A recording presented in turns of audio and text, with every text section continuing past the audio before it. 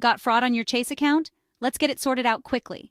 First, contact Chase directly. For personal checking or savings accounts, call 1-800-935-9935, option 8.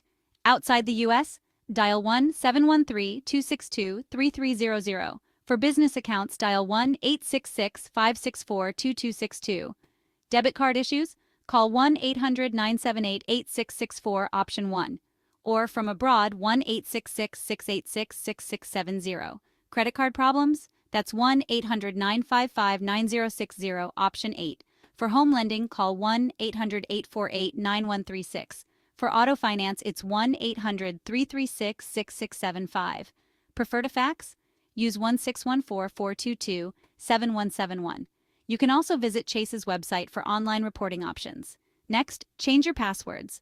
Update both your Chase account and other related accounts. Keep monitoring your accounts for any unauthorized activity. Contact credit bureaus to place a fraud alert on your credit file.